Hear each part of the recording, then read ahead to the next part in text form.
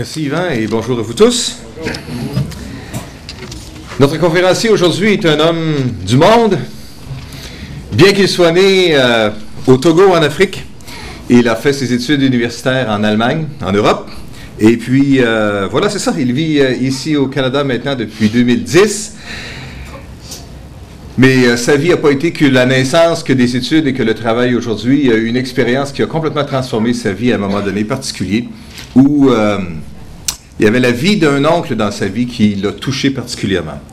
Alors, est-ce qu'on peut l'accueillir chaleureusement? J'aimerais l'inviter à ce moment-ci, M. Simplice Djadja, à venir nous partager son histoire. Voilà. Bienvenue, Simplice. Merci à toi. Bonjour tout le monde. J'espère que vous allez bien, que vous avez passé un bon temps avec un bon café, un bon déjeuner. Ça va bien aussi. Et je voudrais quand même prendre quelques minutes pour remercier les organisateurs de ce déjeuner. Remercier aussi vous qui avez fait le déplacement, qui avez honoré cette invitation par votre présence. Ça fait vraiment chaud au cœur. Et je veux remercier aussi mes amis, les gens qui m'ont soutenu dans la prière, mes amis du petit groupe. Pour ceux qui ne le savent pas, on a un petit groupe à la maison où on se fortifie, on s'encourage dans la foi.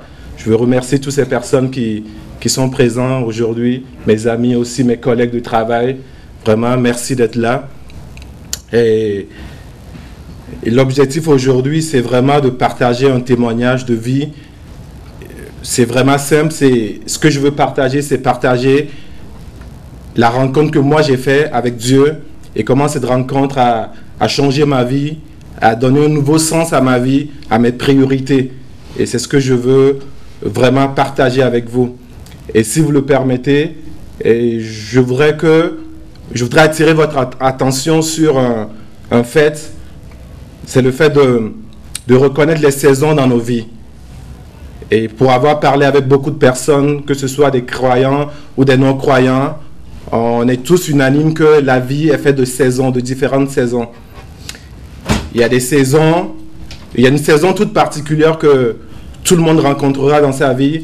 C'est la saison pendant laquelle Dieu parle à ton cœur, où Dieu t'attire vers lui, où il veut se révéler à toi, il veut te parler, et il veut te donner un nouveau sens à ta vie. Il y a une autre saison aussi où tout semble aller bien dans ta vie. Tu es content, tu es vraiment joyeux, une bonne job, tes enfants sont en santé, toi-même tu es en santé, tu as comme l'impression que toutes les portes s'ouvrent devant toi. Mais il y a une autre saison aussi qu'on aime moins, que personne ne se le souhaite, c'est la saison où tout peut sembler aller mal, où tu as comme l'impression que les portes se referment devant toi, tu as comme l'impression que tu es vraiment tout seul, abandonné, tu cherches un chemin que tu n'arrives pas à trouver nécessairement. Et toutes ces saisons, on aura l'occasion dans la vie, ça je suis sûr et certain qu'on va les traverser ces saisons.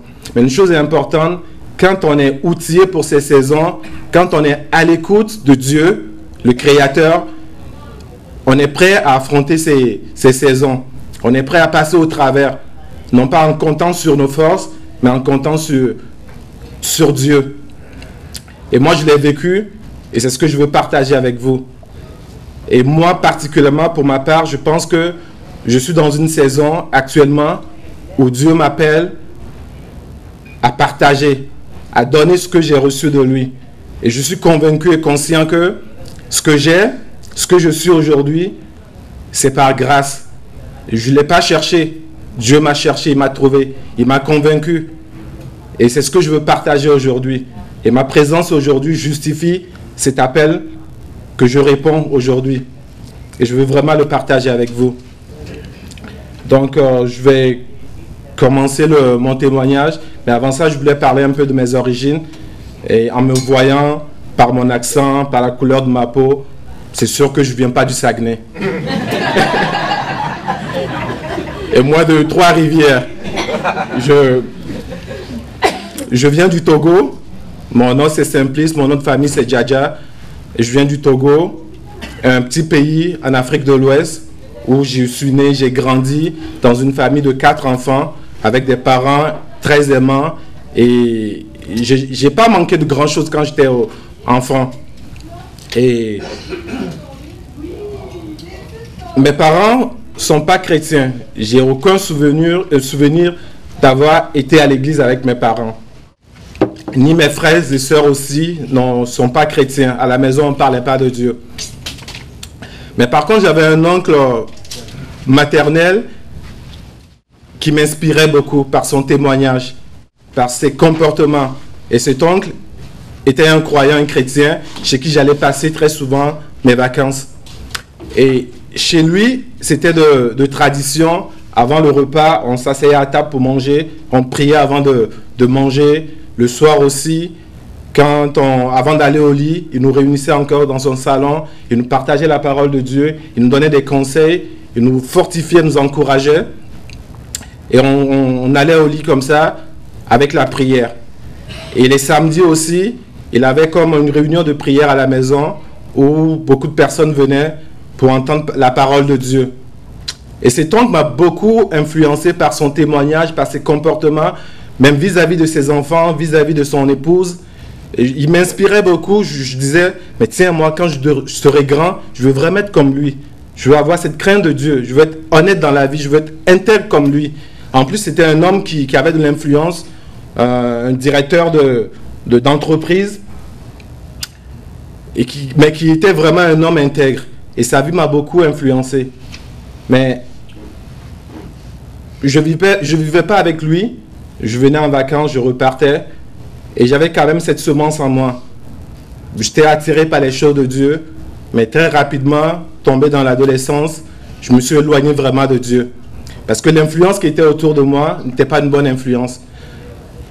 Aucun de mes frères n'était chrétien. Mes parents n'étaient pas vraiment chrétiens.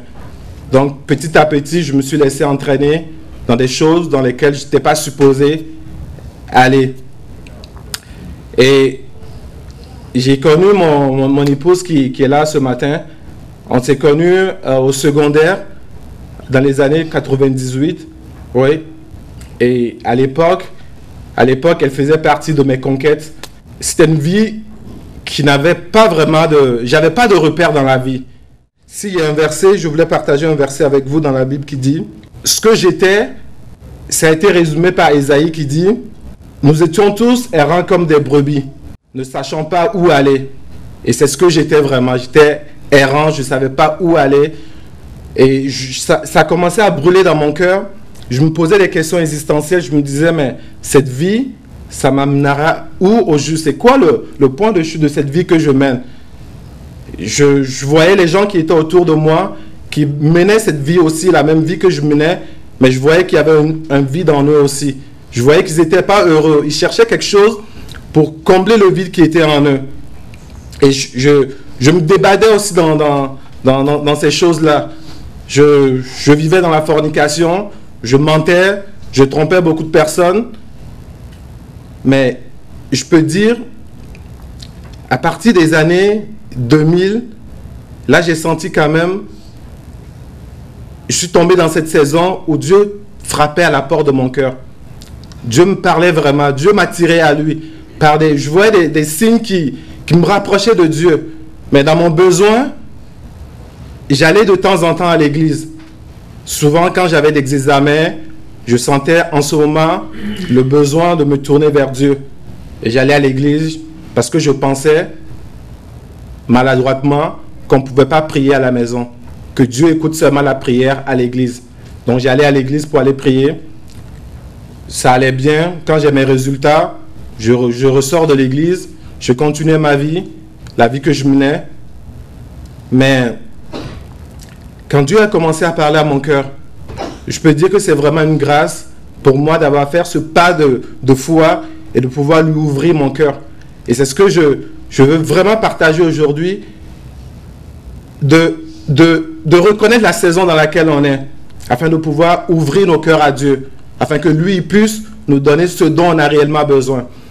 Et dans les années 2000, j'ai commencé à me poser ces questions et Dieu m'attirait petit à petit à lui. Avec mon épouse à l'époque, ma copine ou ma petite amie, Dieu nous a attirés au même moment en nous interpellant sur nos vies, sur ce qu'on vivait comme si on était mariés, mais on n'était pas mariés. Et on allait à l'église et à partir de 2001, cet appel de Dieu était vraiment persistant. Et là, on est allé à l'église. J'ai désiré rencontrer un pasteur pour lui ouvrir mon cœur et lui dire ce qui pesait sur moi. On a fait le même pas de foi. On allait le voir, on lui a expliqué notre situation, qu'on veut vraiment s'approcher de Dieu. On veut vraiment combler ce vide qui est en nous. On veut renoncer à notre vie passée et vraiment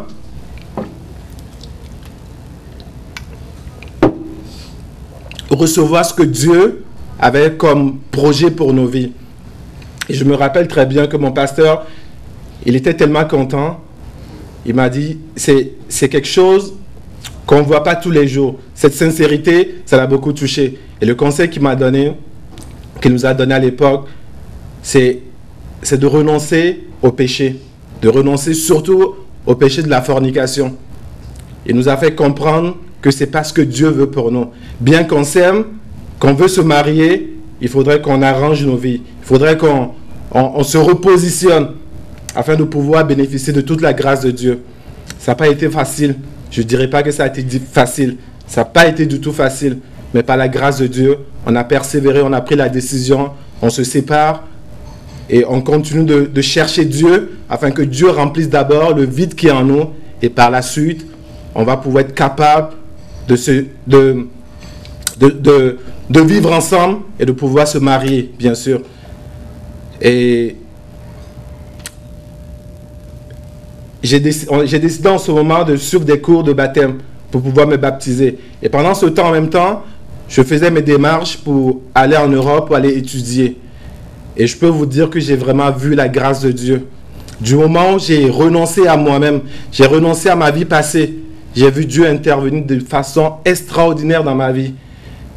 L'obtention de mon visa, ça a été vraiment un miracle. Par la foi, quand j'ai connu Dieu, quand j'ai donné ma vie à Dieu, je mettais vraiment sa parole en pratique. Je voulais marcher non par la vue, mais par la foi. Quand j'ai fait ma demande de visa, je suis allé acheter directement mon billet d'avion. Parce que j'étais convaincu à 100% que Dieu voulait que je quitte le Togo pour aller étudier à l'étranger. J'ai acheté mon billet. Le rendez-vous m'était donné pour recevoir mon billet. Je me présente à l'ambassade. On me dit que mon visa a été refusé. Mes parents m'avaient donné de l'argent pour acheter ce billet. Et quand j'étais parti acheter le billet d'avion, l'agence de voyage m'avait dit, monsieur, si vous n'êtes pas sûr de voyage, n'achetez pas le billet. Parce que si vous reportez votre voyage, vous perdez 90% de la valeur du billet et non remboursable.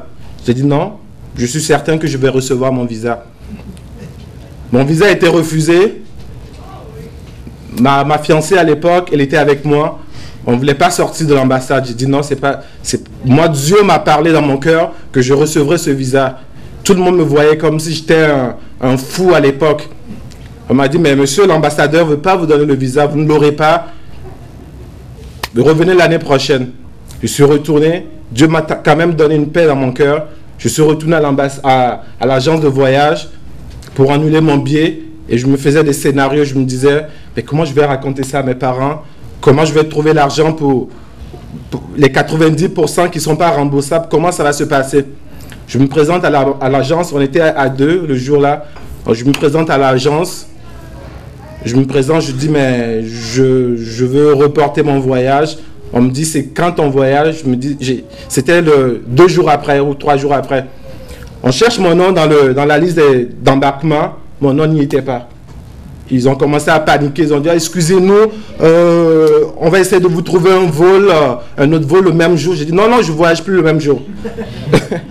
Donc, du coup, je ne veux pas rentrer dans les détails. J'ai pas eu à payer des pénalités. Ils me demandent maintenant, vous voyagez quand? Je dis la semaine prochaine. Et j'étais sûr et certain que Dieu allait intervenir. On me dit, à l'ambassade, j'ai communiqué avec l'ambassade, on me dit que l'ambassadeur veut me parler. C'est la première fois que moi j'entends au Togo qu'on demande un visa et on doit s'entretenir avec l'ambassadeur. J'ai rien compris dans tout ça. On me donne rendez-vous, je me présente. On me fait monter les escaliers. Je ne parlais même pas allemand à l'époque. L'ambassadeur parlait un peu français. Là, il me pose des questions en allemand, j'étais complètement mêlé. J'avais mon passeport dans ma poche. Tout ce qu'il me disait, j'attendais, c'est donne-moi ton passeport pour mettre le visa. On a parlé, on a discuté. Après, il me dit, mais je vais réfléchir sur ton problème. Reviens le lendemain ou 2 jours après. Et par la suite, j'ai eu le visa vraiment par miracle. Et ça a vraiment été un témoignage pour mes parents. Mes parents qui ne croyaient pas en Dieu ont dit, vraiment, on sent que Dieu est avec toi. Et après ça, je suis tombé gravement malade. Je n'étais même pas sûr que j'allais pouvoir prendre l'avion. J'ai jamais été aussi malade comme ça dans ma vie. Tellement malade que mon père qui croyait un peu, je suis africain, mon père il croyait un peu, pas il croyait un peu, mais il croyait vraiment aux forces spirituelles. Il est venu dans ma chambre, il m'a dit, mais Simplice, mon père est médecin en plus. Il me dit, j'ai tout tenté, mais je n'ai pas l'impression de voir l'amélioration. Je vais aller chercher la clé de mon auto et je t'amène à quelque part. Mais il est sorti de ma chambre pour aller chercher la clé de son auto. Et là, j'ai senti une force en moi. J'étais vraiment couché. Mais je me suis levé et je suis allé voir mon père dans sa chambre. Il dit, papa, laisse tomber. Dieu va me guérir. Oublie ça. Je vais nulle part avec toi.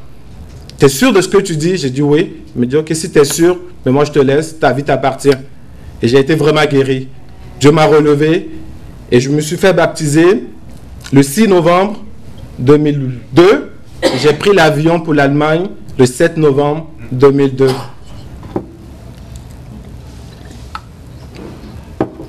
Quand je quittais le Togo,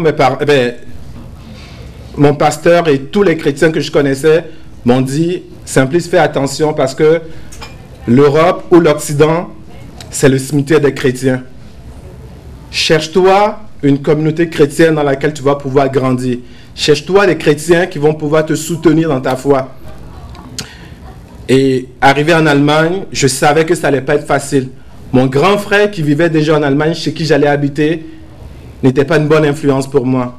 C'est quelqu'un qui aimait beaucoup les femmes, qui aimait le monde en général, qui aimait les clubs et tout. Et arrivé chez lui, je baignais vraiment dans une ambiance où c'était vraiment difficile de témoigner. On se moquait de moi. Ses amis venaient, ils m'invitaient à sortir, ils m'invitaient à faire des choses que je ne voulais pas nécessairement. Et je refusais, je dis non, ça ne m'intéresse pas. Ils ont commencé à m'appeler de tous les noms. Oh, Simplice, c'est un prêtre, Simplice, c'est un pasteur, c'est un ange, il ne sort pas. Mais je sentais quand même la pression. Je sentais que si je restais longtemps là-bas, j'allais finalement retomber dans les choses dans lesquelles j'étais auparavant. Et ça, je ne voulais pas. Parce que la vie nouvelle que je vivais était tellement bien pour moi. Je n'avais pas tout ce que je voulais, mais j'avais quand même cette assurance qu'il y avait un plan pour ma vie. Chaque pas que je faisais, je voyais la main de Dieu. Je voyais la direction de Dieu. Et je ne voulais pas manquer ce que Dieu avait pour moi. Et j'ai refusé. J'ai refusé de retomber encore dans les choses que j'avais laissées auparavant. Je me suis dit, il y a une nouvelle vie qui se trace devant moi. Je veux vraiment persévérer dans cette voie. Les tentations étaient là. Mon épouse, qui est mon épouse aujourd'hui, elle n'était pas avec moi. J'ai passé 2 ans et demi sans elle. Et à l'époque, il y avait comme un chemin facile pour les étudiants étrangers en Allemagne. Tantôt, on m'a parlé de Guy qui a vécu en Allemagne aussi. Où le chemin facile, c'est de se trouver une femme allemande pour avoir les papiers et de pouvoir réussir dans la vie.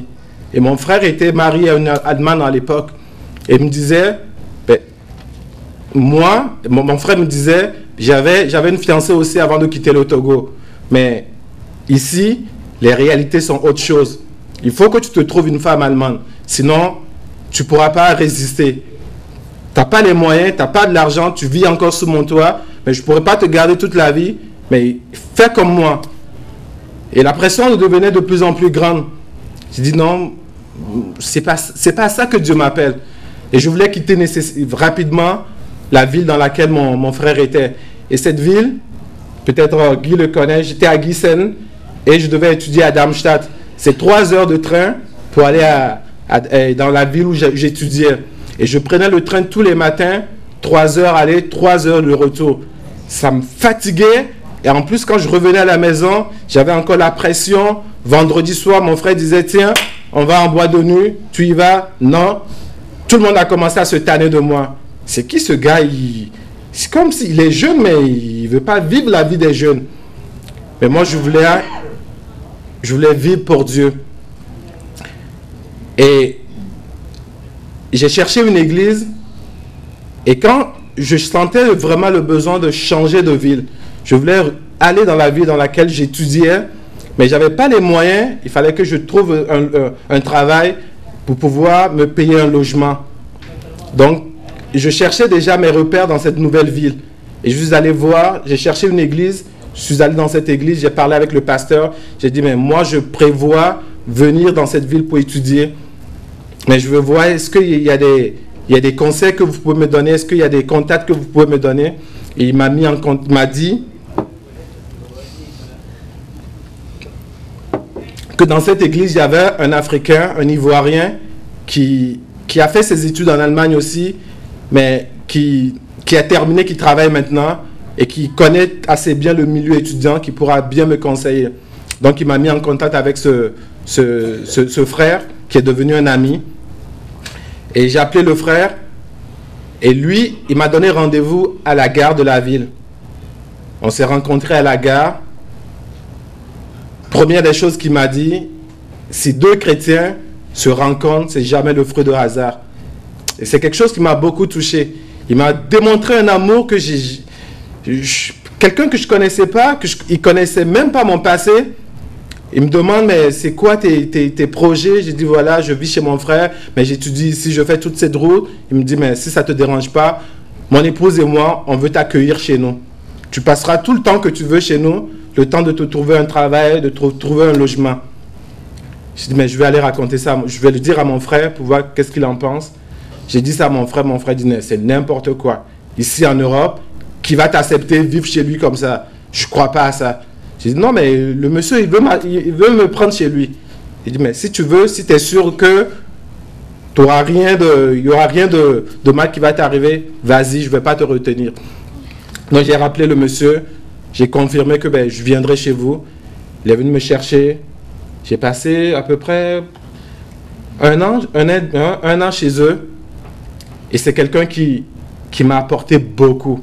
Sans cette personne, je serais retourné dans mes ornières, dans ma boue du passé. Il m'a soutenu, il m'a fortifié, il m'a encouragé dans la foi. J'ai commencé à grandir dans la foi. J'ai commencé à m'affermir dans la foi. Et j'ai commencé à m'impliquer aussi dans l'église, à m'impliquer auprès des jeunes gens, les jeunes ados de mon église, dans la communauté étudiante de ma ville.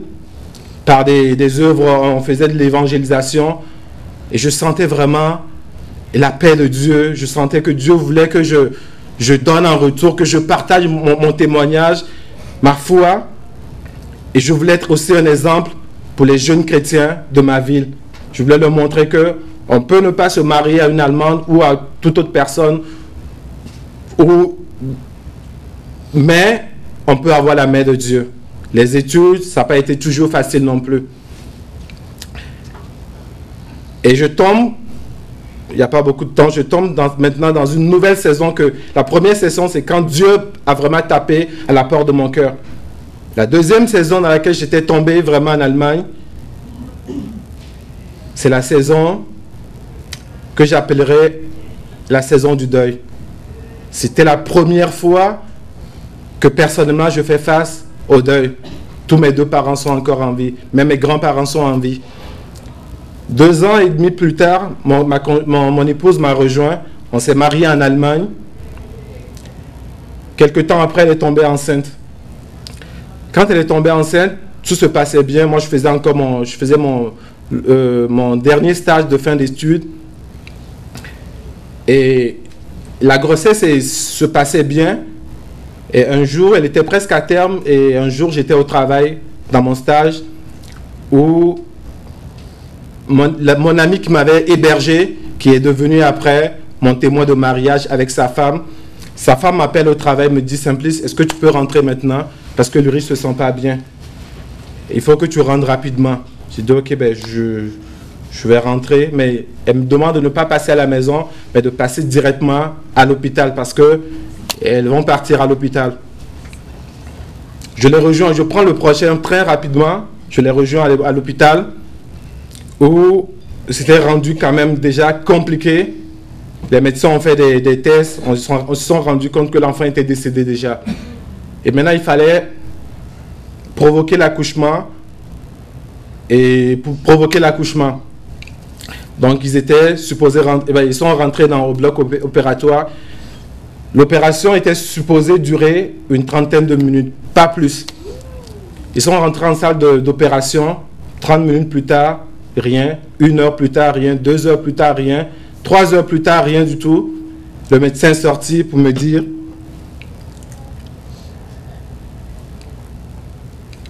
qu'il y a eu des complications et il voulait me mettre vraiment au courant des faits, comme quoi je devrais me préparer au pire.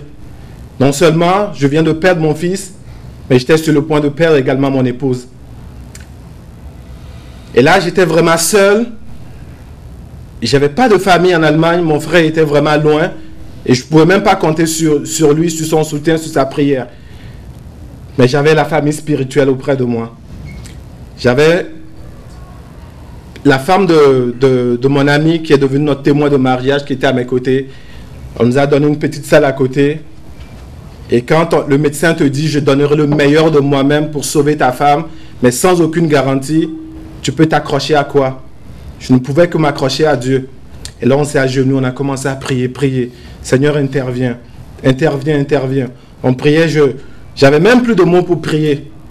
Aujourd'hui, je le dis avec beaucoup de libéralité, mais ça a été quand même un moment très, très difficile. Très difficile.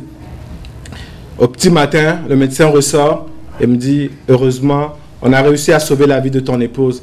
Elle est actuellement dans le coma. On ne sait pas quand est-ce qu'elle va se réveiller, mais on espère qu'elle va se réveiller. Et là, on est retourné à la maison. Je ne sais même pas si j'ai dormi. C'est comme si j'ai passé 3 jours sans dormir.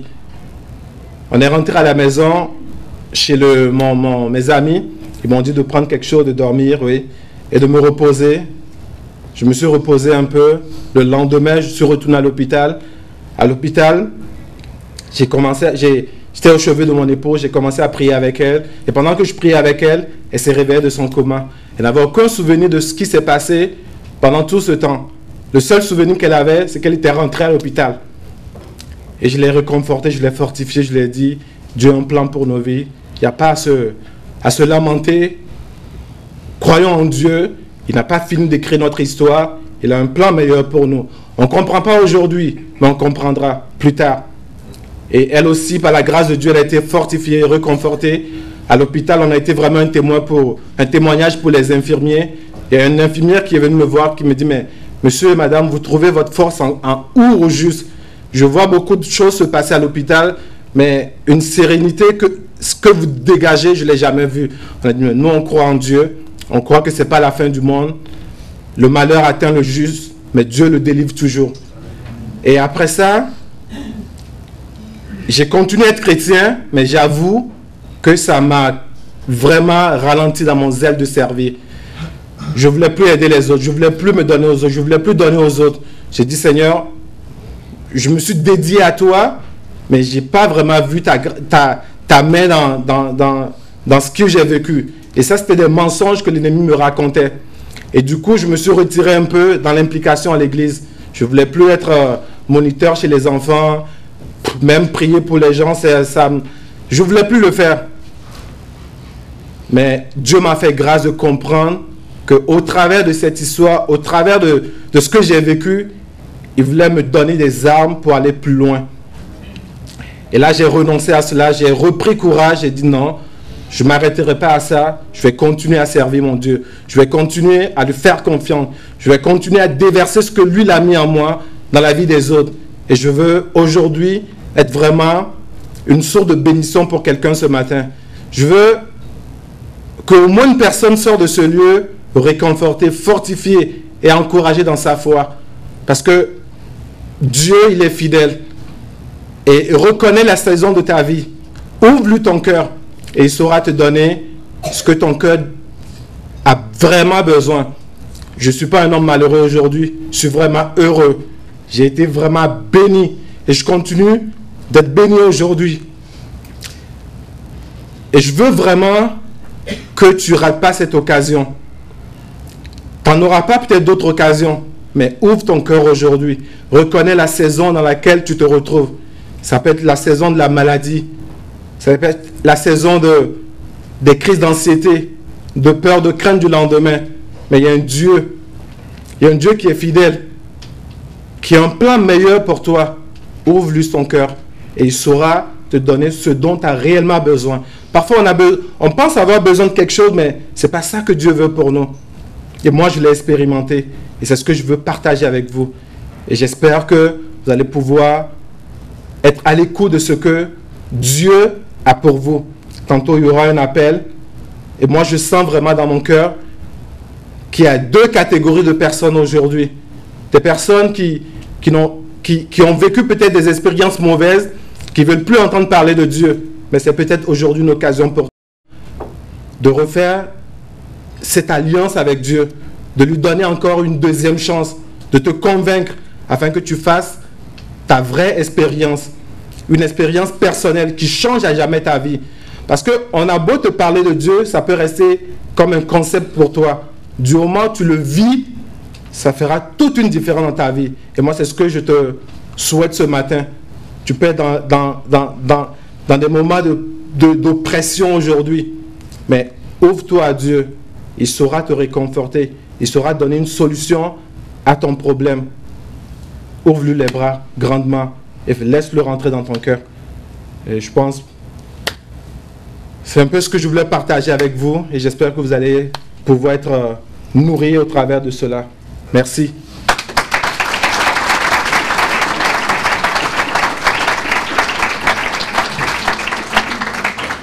Merci Simplice d'avoir si éloquemment partagé tes expériences de vie avec les hauts et les bas et comment est-ce que Dieu a été capable de te soutenir à travers ça. Comme notre conférencier nous l'a partagé aujourd'hui, il faut reconnaître la saison de notre vie. Et mentionner comment est-ce qu'il y a des portes merveilleuses qui sont ouvertes pour lui pour pouvoir faire ses études en Allemagne, mais qu'après ça, il y avait des pressions qui étaient là. Il faut faire les bons choix à travers tout cela. Il faut faire les choix à travers le deuil, à travers la souffrance, à travers l'incompréhension aussi. Et refaire alliance avec Dieu. Aujourd'hui, quelle est la saison de votre vie? Qu'est-ce que vous vivez maintenant? Et je veux juste vous dire aujourd'hui que, comme disait notre conférencier Simplice, il y a un Dieu qui est vivant dans le ciel, qui connaît ce qui vous arrive et qui sympathise avec vous, et qui veut juste vous démontrer son amour, sa patience et sa grâce. Est-ce qu'on pourrait juste courber nos têtes, fermer nos yeux un moment? J'aimerais, si on pourrait juste vivre quelques moments de recueillement ensemble. Et j'aimerais juste poser une question. Peut-être se trouve-t-il des personnes dans cette salle ici aujourd'hui qui se disent moi, j'aurais besoin de faire une alliance nouvelle avec Dieu. Je me suis éloigné de Dieu. J'ai entendu parler de des choses de Dieu dans ma vie, mais je n'ai jamais réalisé à quel point j'avais tellement besoin de lui jusqu'à ce que j'entende cette histoire aujourd'hui et que ça vienne me bouleverser dans ce que je suis en train de vivre maintenant. Et je réalise comment j'ai besoin de Dieu. Et aujourd'hui, j'aimerais reconnaître ce besoin-là. J'aimerais inviter Jésus à venir dans mon cœur comme mon sauveur personnel. Y a-t-il quelqu'un dans cette salle ici aujourd'hui qui aimerait dire oui, j'aimerais donner ma vie à Jésus, j'aimerais qu'il vienne dans ma vie et qu'il fasse de moi une nouvelle personne? Voulez-vous juste lever votre main? J'aimerais juste prier avec vous que Dieu puisse accomplir ce miracle-là dans votre vie. Je sais qu'il y a plusieurs personnes sans aucun doute qui veulent faire ce cri-là du cœur et Dieu sera là pour vous entendre aujourd'hui. Il est présent. J'aimerais qu'on va juste faire une prière simple ensemble et je vous invite à prier avec moi où on reconnaît notre besoin de Dieu. Seigneur Dieu, je reconnais aujourd'hui que j'ai péché et je te demande pardon. Je crois que Christ est mort sur la croix pour me pardonner mes péchés. Je crois qu'il est ressuscité des morts pour me rendre juste. Et en ce moment même, je me tourne vers toi, Seigneur, et je demande à Jésus de venir vivre dans mon cœur et à faire de moi une nouvelle personne. Sauve-moi, pardonne-moi, fais-moi connaître ta grâce et délivre-moi, Seigneur. Amen. Seigneur, tu connais les gens qui ont fait cette prière avec sincérité aujourd'hui. avec le désir dans leur cœur, Seigneur, de le vivre d'une façon réelle. Je te prie juste que tu puisses accomplir ce miracle dans leur vie de la nouvelle naissance, qu'ils puissent ressentir dans leur âme, dans la profondeur de leur être aujourd'hui, qu'il y a quelque chose de profondément changé à l'intérieur d'eux.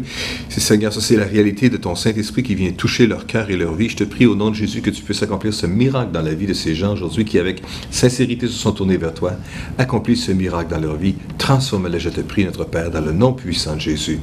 Amen. Amen. Si vous avez fait cette prière pour la première fois aujourd'hui, je veux juste vous encourager à le dire à quelqu'un avec qui vous êtes venu ici aujourd'hui ou à quelqu'un que vous avez connu peut-être au déjeuner ce matin et juste vous dire, tu sais, j'ai fait cette prière-là aujourd'hui pour la première fois, puis il y a vraiment quelque chose qui s'est produit de transformé en moi. Pour ma part, ça s'est produit le 24 août 1974, quand j'ai fait cette prière-là pour la première fois aussi, comme un jeune adulte qui voulait se tourner vers Dieu puis expérimenter cette transformation-là. Puis je sais qu'il y avait quelque chose qui est venu, qui s'est produit dans ma vie, qui m'a transformé et qui a réorienté ma vie aussi à partir de ce moment-là, ça c'est certain. Il veut le faire pour vous aussi à partir d'aujourd'hui. Alors je vous encourage, si vous avez fait cette prière-là, à le partager avec quelqu'un avec qui vous êtes venu ici aujourd'hui. J'aimerais juste vous rappeler en terminant que les déjeuners Partage Espoir et Vie ont lieu donc 4 fois par année, en mars, en mai, en septembre et en novembre, ici même. Le prochain, Yvan nous l'a déjà partagé, c'est le 13 mai prochain que ça aura lieu ici. Et le but de ces déjeuners, c'est donc de faire entendre un témoignage de vie. Et comment, par la puissance de Dieu, cette vie a pu être transformée. Il y en a des expériences, parce qu'il y en a des vies, et il y a des choses qui sont tellement différentes les unes des autres, et je vous encourage juste à être là le 13 mai prochain. Mais il vous est possible aussi d'entendre d'autres récits d'histoires vécues par nos conférenciers, des autres déjeuners qui ont eu lieu ici même, ainsi que celui de ce matin. À ce jour, on nous dit qu'il y a plus de 7000 personnes qui ont écouté ces témoignages-là sur Internet, via Internet, à travers YouTube. Vous avez sur votre table une petite carte comme celle-ci, avec l'adresse à écrire sur l'ordinateur. C'est beaucoup plus facile de le lire que de vous le dire et surtout de vous en rappeler. Alors, je vous encourage juste à prendre cette petite carte-là, l'amener avec vous et puis, lorsque vous serez devant l'ordinateur à la maison, juste cliquez youtube.com/user/déjeuner partage CCC et vous allez être capable d'avoir les différents témoignages qui sont là. Il est possible donc, par ce moyen-là, de pouvoir entendre un témoignage et de l'envoyer aussi peut-être cette adresse-là par courriel à une de vos connaissances, un parent, un ami, pour qu'il puisse entendre ce témoignage de vie qui peut les transformer aussi. Peu importe où ils se trouvent sur la planète, en Allemagne, au Togo ou au Saguenay. Merci beaucoup Simplice, encore une fois. Merci beaucoup Ulrich d'avoir été là. Merci beaucoup d'avoir partagé si généreusement cette tranche et cette saison-là de votre vie. Et puis on est heureux de faire partie de votre vie maintenant et de pouvoir vivre avec vous les autres saisons de votre vie et ce que Dieu pourra accomplir de merveilleux à travers votre vie aussi. Sinon, je vous souhaite une bonne fin de journée à vous tous et n'oubliez pas de partager avec quelqu'un si vous avez fait cette prière-là pour la première fois aujourd'hui, c'est bien important. Bonne fin de journée!